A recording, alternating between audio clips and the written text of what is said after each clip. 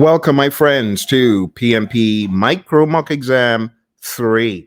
This is a third in a series of videos to help you if you're getting ready for the PMP exam. So, you know the drill. Let's jump straight into our third set of questions for this episode. Here's your first question. The product owner removed 5 user stories from the product backlog after meeting with the stakeholders. Which risk response strategy is this?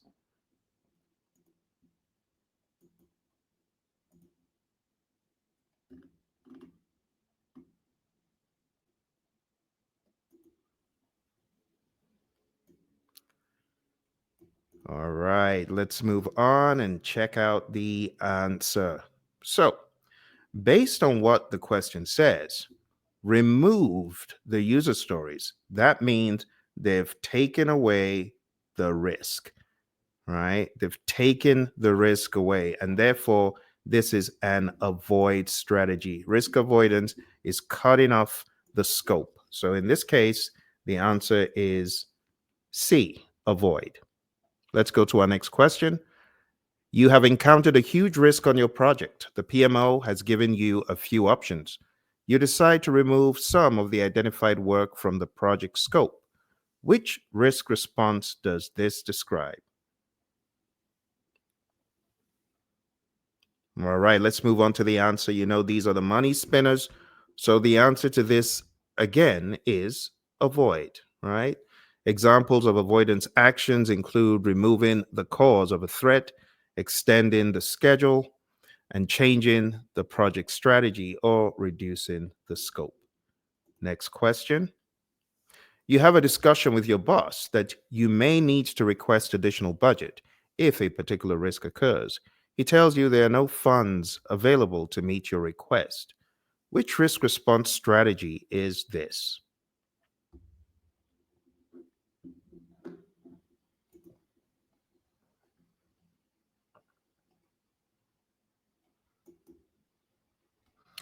All right.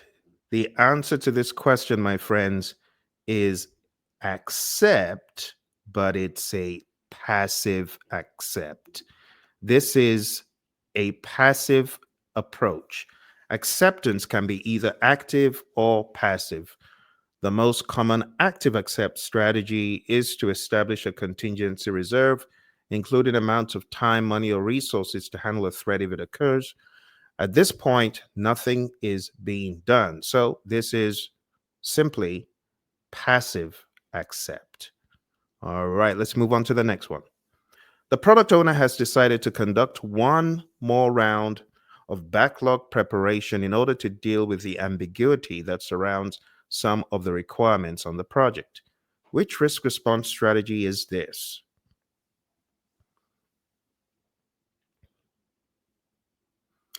All right, the best answer, my friends, is mitigate. This is mitigate at its best. Mitigate is when you take action to reduce the probability of occurrence and or the impact of a threat. Finally, in your project, some equipment is to be shipped from another country by sea. The sea route is likely to encounter a storm during the shipment period, which could cause a delay of about 10 days. You identify that not having the equipment on site as scheduled could delay your project by about 2 months. It is therefore necessary to plan an alternate solution. You arrange with a local company that has the same equipment to lease it pending the time your own equipment reaches your site in case of shipment delays. This is an example of which risk management process. All right. This is going to go quick because I know you've seen it before, some of you. The best answer to this is you are carrying out the risk response. And therefore, the answer is B. And that's the end of the first part of today, which is just getting you in the groove. The intent was to get you warmed up, to get you ready for the next set of questions that I will be presenting. So let's jump into the next set of questions. Here we go. And these questions are still in the, I'll call them intermediate range. We're not going full on into the harder stuff just yet, but we'll get there. So let's jump into this next one. Okay. James is a project manager at a financial services company, leading a project to implement a new CRM system. He needs to continuously assess and refresh team skills to meet project needs. What is the best course of action for the project manager? A. Conduct regular skill assessments and provide necessary training. B. Focus solely on the initial skill set of the team and keep that intact. C. Ignore skill development and focus on project delivery. And D. Mentor, train, and coach the team in communications and risk. What do you think?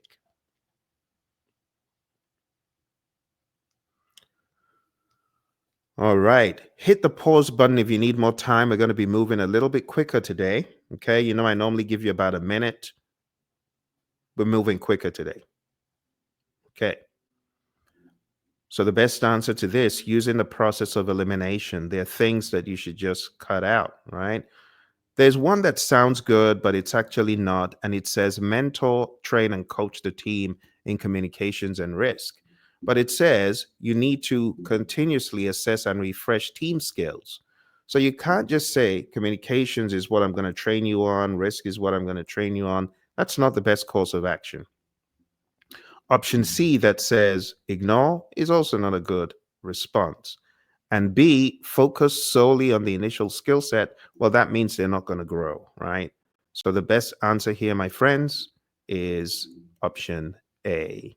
Conducting regular skills assessments and providing necessary training ensures that the team remains capable and adaptable to meet the evolving needs of the project.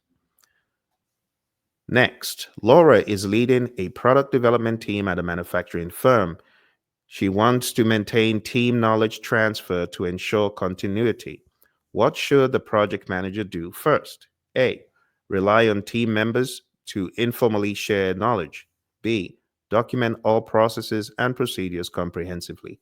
C. Avoid focusing on knowledge transfer to save time. D. Assign a single point of contact for all knowledge sharing. What do you think? All right. Hit the pause button if you need more time. Let's take a look at the answers. Again, using the process of elimination, a single point of contact does not espouse collaboration, puts things in a silo, right? Relying on team members to informally share knowledge is not a bad thing. Let's take a look at the others before we make a decision. B, document all processes and procedures comprehensively. In that way, if someone were to leave, we'll still have the information needed. C, avoid focusing on knowledge transfer to save time. So we've disqualified two, and it's down to two. And the best answer here is to go with comprehensive documentation. Yes, I know it sounds different, but remember, the Agile Manifesto is not against documentation. So that word comprehensively, I know it threw some of you off. And sometimes we do have to do a very comprehensive lessons learned. A, relying on team members to informally share knowledge is not being proactive as a PM. So the best answer is B, documenting all processes and procedures in a comprehensive way. Next question. Kevin is a project manager at a telecommunications company, leading a project to upgrade network infrastructure. He identifies several critical impediments that are delaying the project. What is the best course of action for the project manager now? A, escalate all issues to senior management immediately. B, address all impediments simultaneously as each is important. C, allow team members resolve the impediments so they can grow in leadership and awareness. D, prioritize the impediments and address the most critical ones first.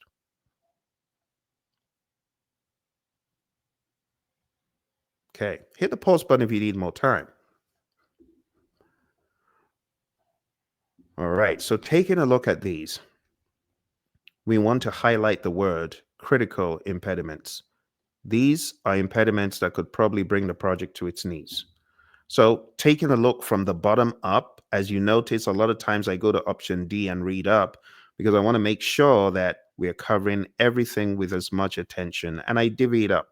So D says prioritize the impediments and address the most critical ones first. It's not a bad thing to do, but let's take a look at the other options. C, allow team members resolve the impediments so they can grow in leadership and awareness. Now, while resolving leadership does help people stretch and grow, these are critical impediments. We're not messing around with these. And besides, as a servant leader, as the project manager, this is what the PM should be resolving, not playing a game of chance with these impediments. B, address all impediments simultaneously as each is important. That's not true. There are some impediments that are more critical than others. A, escalate all issues to senior management immediately. All means all. That is not a good disposition. So the best thing to do is to prioritize impediments and address the most critical ones first. Option D. Okay. So prioritizing and addressing the most critical impediments first ensures that the project can progress efficiently by removing the most significant blockers. Let's go to number 24 here. Lisa is managing an agile project for a software development firm. The team encounters several obstacles that are hindering progress. She wants to reassess and ensure these obstacles are being addressed continuously. What should the project manager do next? A, assign a team member to handle all obstacles independently to keep the project moving. B, promptly address impediments at the end of the sprint in the retrospective. C, schedule regular reassessments, meetings to identify and address obstacles. And D, ignore the obstacles to maintain focus on development. What do you think?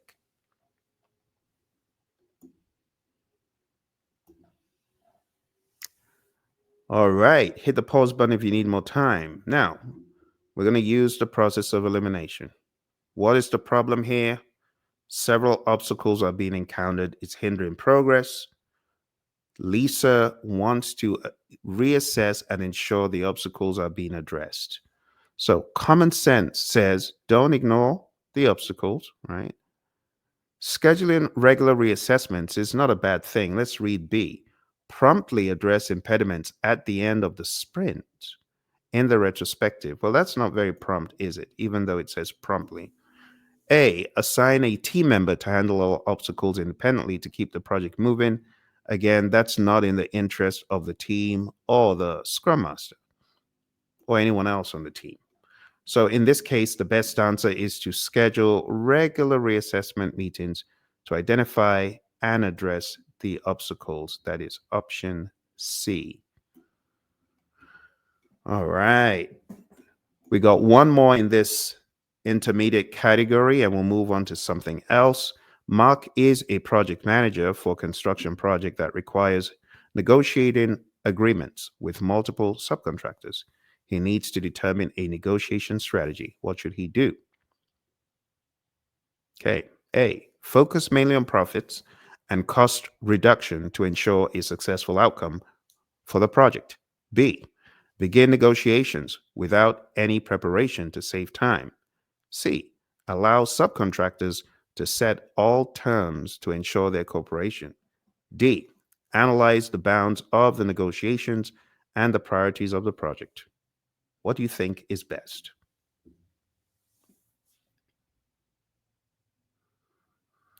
All right, my friends, time is up. The best answer to this is not to focus mainly on cost.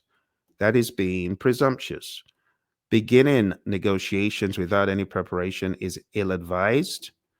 C, allowing subcontractors to set all terms to make sure they cooperate is also not in the interest of the project team or the organization. So the best answer is D, analyze the bounds of the negotiations and the priorities of the project.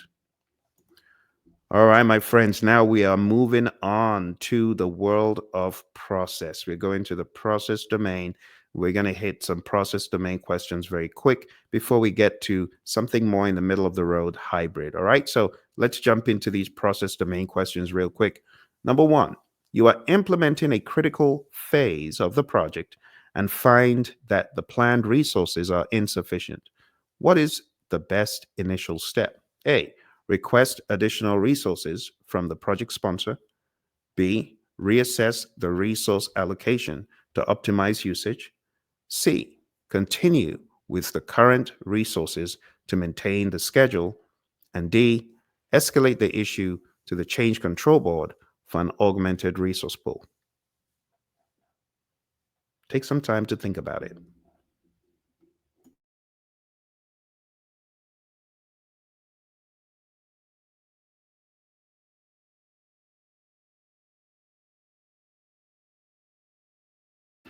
All right. So, my friends, there's a couple of things that we can strike out right off the bat. Escalating to the change control board for an augmented resource pool doesn't make sense. We already know that the planned resources are insufficient. We're in this critical phase. So we need to move quick. Think about escalating the issue for an augmented resource pool, right? We don't have enough resources, so do something about it.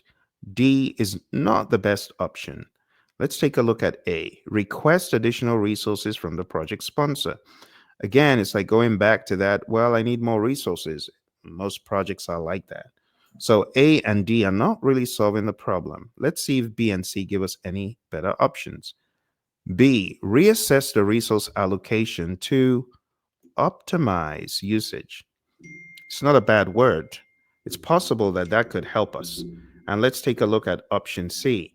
Continue with the current resources to maintain the schedule.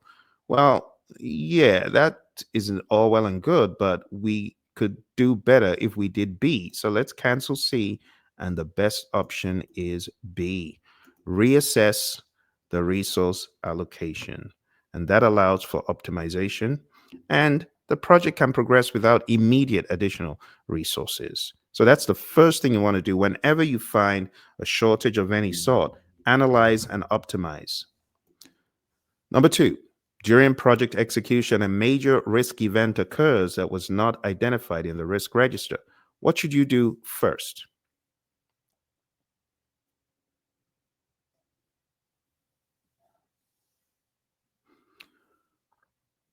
All right, hit the pause button if you need more time. So, A, update the risk register and analyze the impact. Think about that. B, convene the project team to brainstorm mitigation strategies. Develop the risk management plan to counteract the risk, option C. And option D, proceed without action to avoid delays. Now, you already know which one you should shoot down right off the bat. It's option D. Option D is not very helpful. So you're not going to proceed without action, right? C, develop the risk management plan to counteract the risk. Developing a risk management plan does not counteract a risk. It could help you in planning and deciding how to manage risks in general, but it doesn't directly counteract the risk. Remember, that's planning. B, convene the project team to brainstorm, what did it say? Mitigation. Mitigation strategies? Well, mitigation is a reduction before the risk happens. Now the risk is here, it's too late to mitigate. So, your best option in the spirit of risk management is to update the risk register and analyze the impact. Now, you could argue and say, well, the risk is occurring. Well, remember, you do not want to lose this information. That's one. And number two, you want to ensure that when lessons learned are being collected, you have some reference point. But you got to analyze the impact. That's the first thing you got to do. You got to analyze the impact. So don't allow red herrings to throw you off. Yes, we could argue, oh, this would probably be better for a workaround. Agreed. But you got to analyze it first. Analyze the impact, right? And also update the risk register. It could be part of the process. I know the argument could be, well, when a risk happens, it's not a risk anymore. Agreed. But in the interest of this question, the best option is A. All right. So don't be thrown off by red herrings. You got to go with the best answer. That's what makes the exam tricky for many. All right. Number three, a project task is running ahead of schedule. What is the most effective action to take advantage of the situation? A. Reallocate the spare time to more critical tasks. B. Inform the client of the early delivery possibility. C. Maintain the schedule to avoid disruptions. D. Use the extra time for additional testing and quality control. What do you think? All right. Hit the pause button if you need more time. Taking a look at these five options you have, this question does not disclose the aspect of the project that is remaining or the advantage that you've realized and what it relates to. It could very well relate to quality and testing already. So D is presumptuous. We're going to cut that out, right? C, maintain the schedule to avoid disruptions. That's business as usual. We're already doing that. So taking advantage of the situation, doing the business as usual stuff is really same old, right? So that's not really a good option. Let's take a look at B. Inform the client of the early delivery possibility. Oh, your project is running ahead of schedule, but hold your horses. Don't go so quick. That's probably, again, presumptuous. You don't know if you are for sure going to deliver early. It even says early delivery possibility. So probably not the best one. Let's take a look at A. Reallocate the spare time to more critical tasks.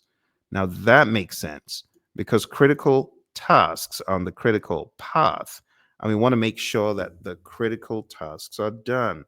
That would be a better use of time in this scenario. So the answer is reallocating time to the critical tasks, which can help mitigate potential delays elsewhere and optimize overall project delivery. Okay, let's go to our next one. So the answer to that was D. Let's see. Did we just jump a couple? I think we might have jumped a couple. Let's move on to the next one. I'm going to jump one and then maybe a different day we'll take that. So let's jump to this one. The project's key deliverables have been rejected by the client for not meeting specified requirements. What should you do first? A. Revise the deliverable, noting costs and schedule adjustments based on client feedback. B. Analyze the reasons for rejection and identify corrective actions. C. Escalate the issue to senior management. D. Negotiate a compromise on the requirements.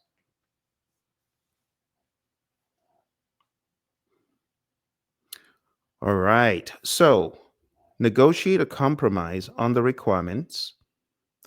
It doesn't sound bad, but why would you compromise the requirements? It's either they're good or they're not. So, that's not a very good option. Escalating the issue to senior management is crying, Mother, may I do XYZ? That's not what a PMP does. You do your best to solve the problem, rationalize, analyze, right? So, B, analyze the reasons for rejection and identify corrective action. That's not a bad one. A, revise the deliverable, noting cost and schedule adjustments based on client feedback. You don't know for sure what it's all about. So you got to always do your analysis when you're able. Analyze the reasons for rejection and you identify the corrective actions before going ahead to make those corrective actions. So the best answer to that one is B. You're going to analyze. Okay, here's your final one for this set. You need to update your project management plan due to several approved change requests. Which aspect should you prioritize for updating? A, cost baselines, because financial aspects drive many business decisions. B, schedule baselines to reflect the new timelines. C, scope statements to ensure all changes are documented. And D, all elements equally to maintain coherence in the plan.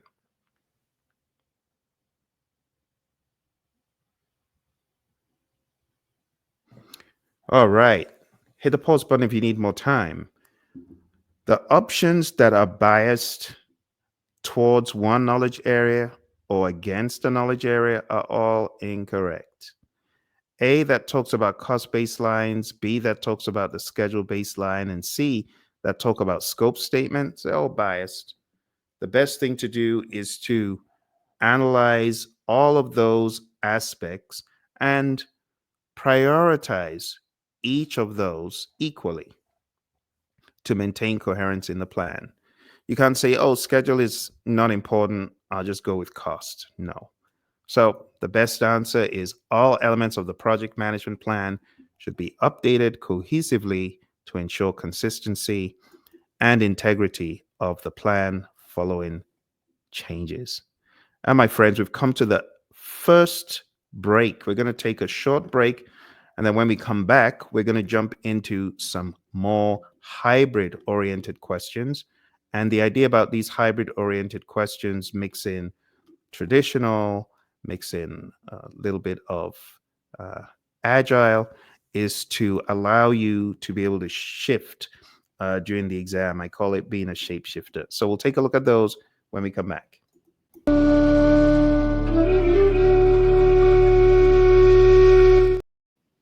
Welcome back, my friends. We're now moving into some more hybrid oriented questions.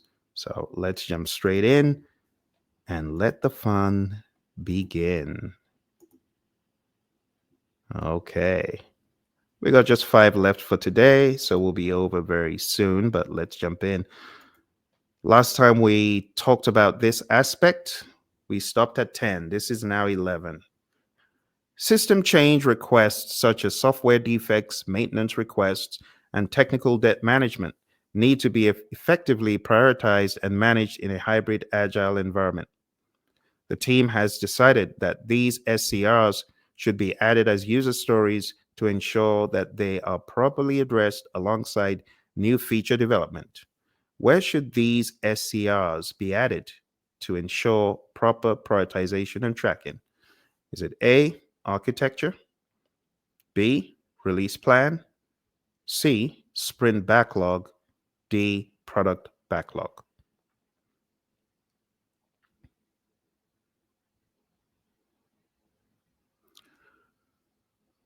All right, we're going to move a little bit quicker today.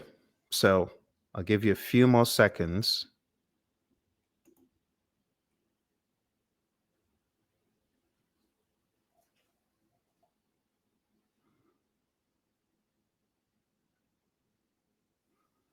All right. Well, the question did give it away. The best answer is not architecture or release plans. In fact, you don't even hear us talk about those in the world of general Scrum, like in the Scrum Guide or so. So it really comes down to a sprint backlog or product backlog. And this says sprint plan. It kind of helps you a little bit be able to eliminate it. And the best answer is D, product backlog. Okay, let's go to our next one. The product owner of a hybrid agile project has resigned and provided only a 2-week notice. A new product owner has been identified, but they are still catching up and are not yet fully equipped to take on the responsibilities. What should the team do to ensure there is no significant disruption to ongoing work during this transition period? A. Invite the new product owner to all relevant meetings to help them come up to speed. B. Introduce a buffer in the sprint plan for the interim periods to account for potential delays in product owner engagement. C. Switch over to asking queries to the new product owner instead of the outgoing product owner. D. Use the team's technical lead as an interim product owner until the new product owner fully takes over. I'll give you some time to think.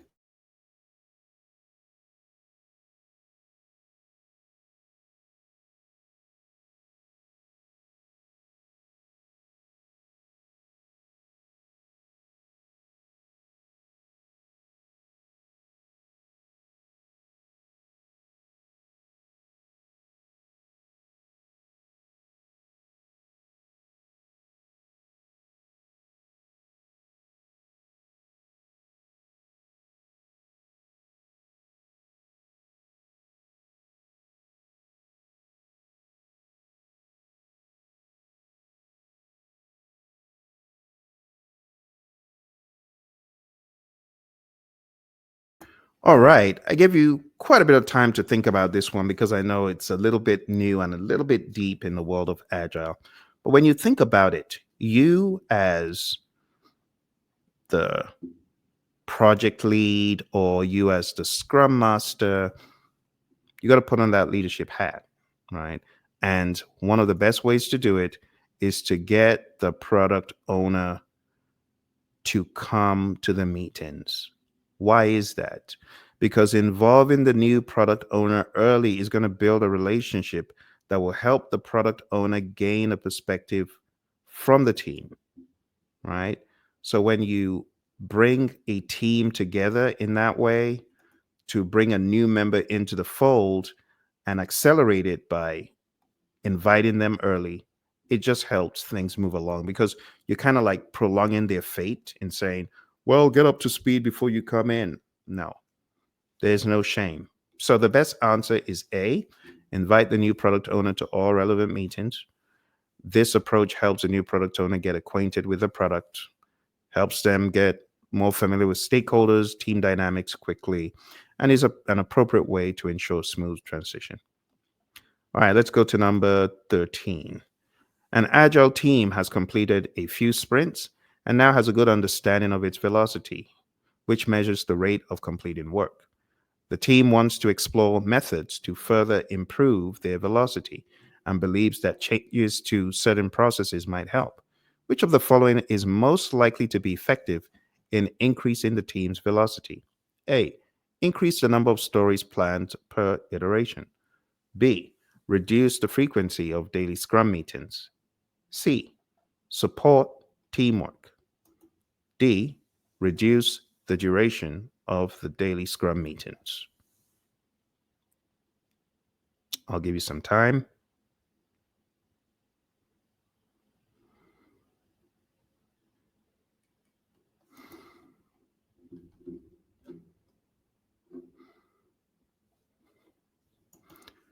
All right. You hit the pause button if you need more time.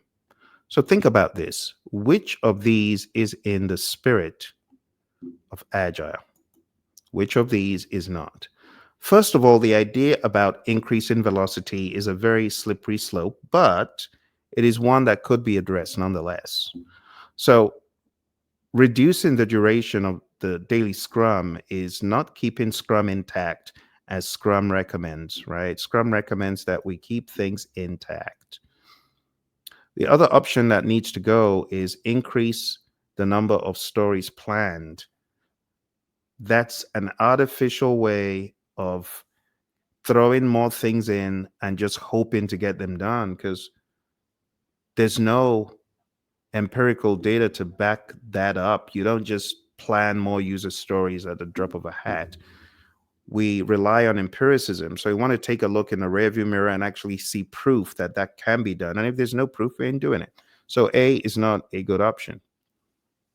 B, reduce the frequency of daily Scrum meetings. Again, that is not in the spirit of Scrum. We don't reduce the frequency of the daily Scrum. That's why it's called a daily Scrum. It's funny. Some people say we have a daily Scrum weekly. That's not daily. That's weekly Scrum. So the best answer, my friends, is to support teamwork. Teamwork makes the dream work. This is when we get our stuff done and we look to whoever is struggling so we can help them.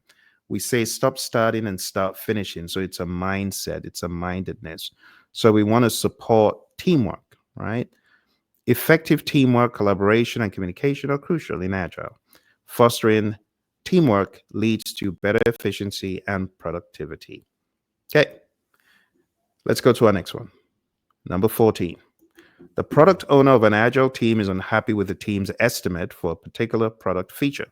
The product owner believes that the feature should be delivered sooner, while the team feels it will take longer due to technical complexities.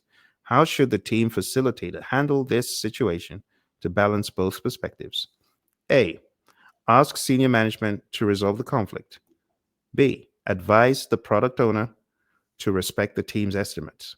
C. Ask the team to do their best to meet the product owner's expectations. D.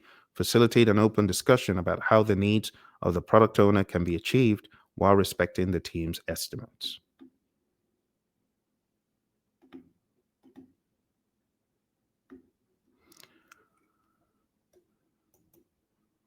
All right. Well, let's take a look at the options now. So, taking a look at A, asking senior management to resolve the conflict, we know that that is a mother may I poor mindset. So, we're going to delete that. Advise the product owner to respect the team's estimates. It's like saying, you, Mr. Mrs., obey what the team is telling you, or forget you and regard the team. That's never good, choosing one over the other. And the funny thing is, you're all on the Scrum team, so B is not good. C, ask the team to do their best to meet the product owner's expectations. Hey guys, do your best. I know you're not doing your best right now, but do your best. How is that good? That's not good. It still is not in the spirit of respect. And therefore, the best answer is to facilitate an open discussion about how the needs of the product owner can be met, can be achieved, while respecting the team's estimates. That one was a pretty straightforward one, if you ask me. Bit long-winded, but pretty straightforward. All right. So the best answer again is D. That open discussion. Elite PMP. Go to tinyurl.com/elite PMP. You can also take a look at pmpdoctor.com. And last but not least, you can also take a look at the tinyurl.com/elite CAPM. Those are all options that you can use to help your study. Thank you very much for joining me today, my friends. I look forward to seeing you in another episode. You got any questions? Put them in the links, in the comments below, and I'll get back to you as soon as I can. Thank you very much.